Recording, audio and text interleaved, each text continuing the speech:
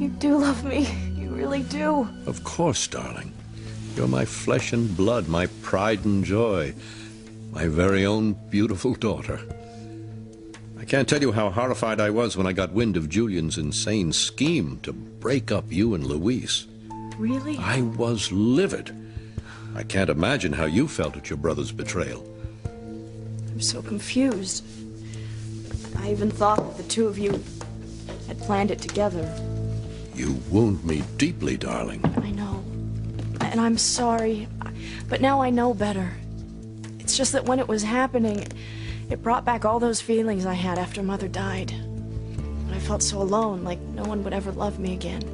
You poor dear. Will you ever be able to forgive your father for being so neglectful? It's a pitiable excuse, I know, but I was too busy nursing my own grief over your mother's death to realize how much you needed me. But that's water under the bridge. I know better now, and I'm home. You'll never be alone again. Once I marry Louise, I'll have both of you. That's probably Louise. You can talk to him later, darling. There's so much I still want to tell you. Oh, well, maybe you're out in the garden. Just let me tell him that you're back. I mean, wait till he hears that you've given us your blessing. His blessing? More like his curse. Father's going to destroy Louise and Sheridan before they ever get close to saying their I do's. Okay, well, I'll see you soon. I love you. What's the rush, dear? Give your poor old father some long overdue one-on-one time with his precious little girl.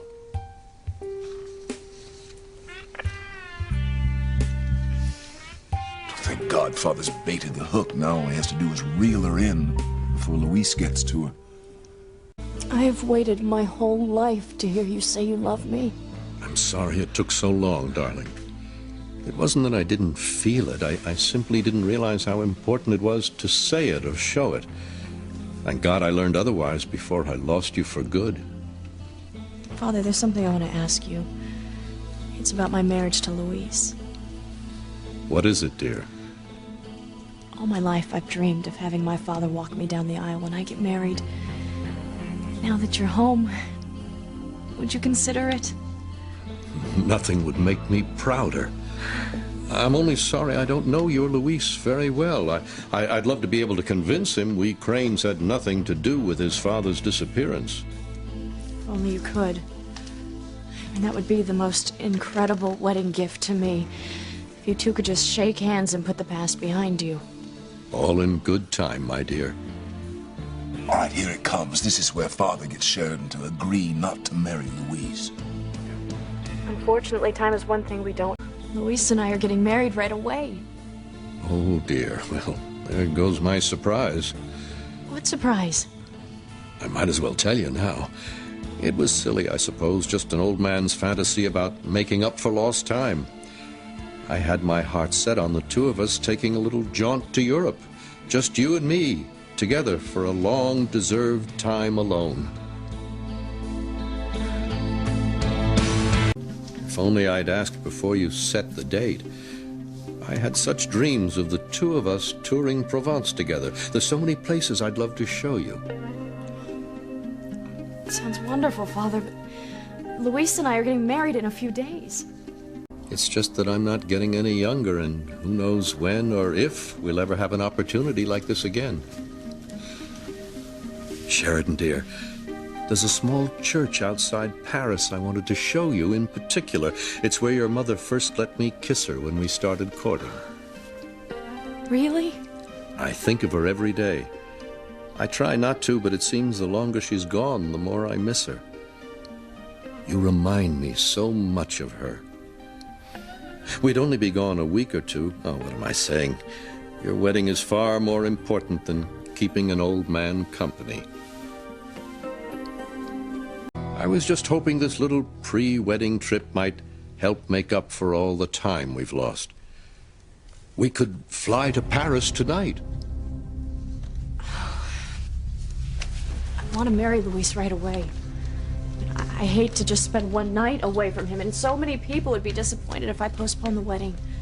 Of course. But what you're offering me, this is something that I have dreamed of my entire life.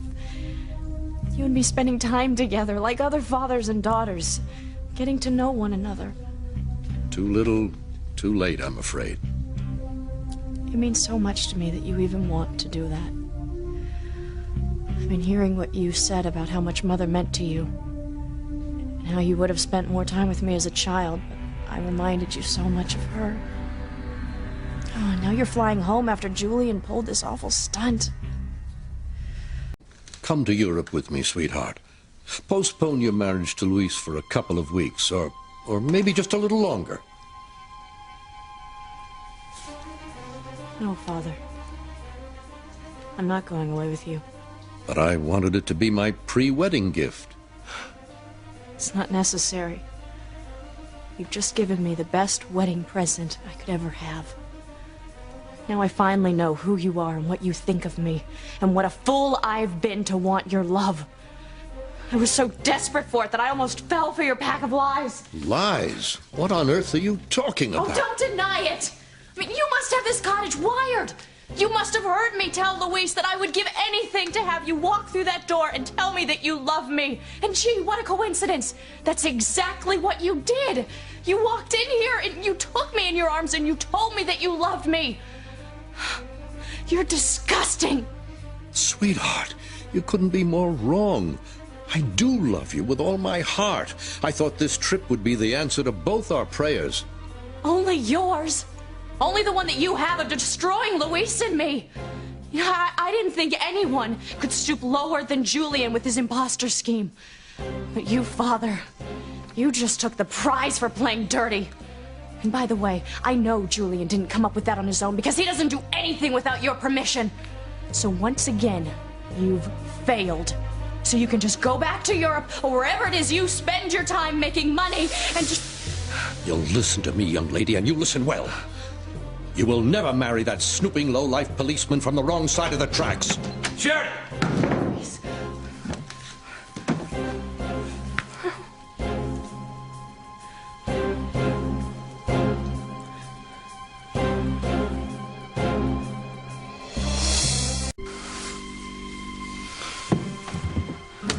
Everything okay in here? Sheridan and I are fine. Can't answer for him. You two have never met my father, have you? Only on the phone. Father, I would like you to meet the man I'm going to marry, and our good friend Hank. That was some performance, Mr. Crane. I've met a few sleazy people in my life, but you definitely take the cake. I don't have to stand here and take this. No. You're not going anywhere until I'm through with you.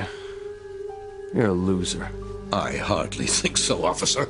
I'm one of the wealthiest, most powerful... Losers in the world! I wish I would have had the opportunity to have met Sheridan's mother. She must have been a very special person.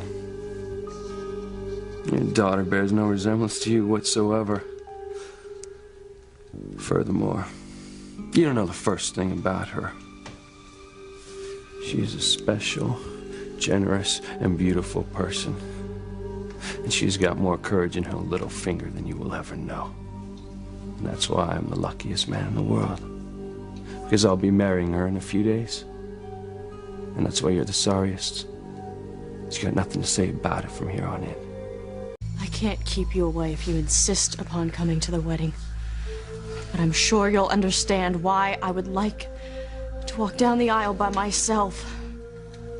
It's painfully obvious that you don't approve of this marriage, and I'm not going to start my life with Luis with lies. You think you know everything about me, Sheridan. But do you honestly believe you know everything about yourself? What's that supposed to mean? Don't listen to him. Just a sore loser trying to get in the last word. Think what you like.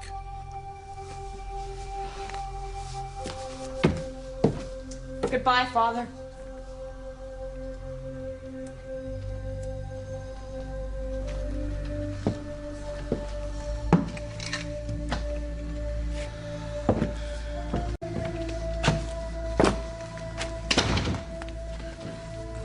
We're so sorry, Alistair. We heard everything, Father. Then you know what to do. Sheridan must be killed.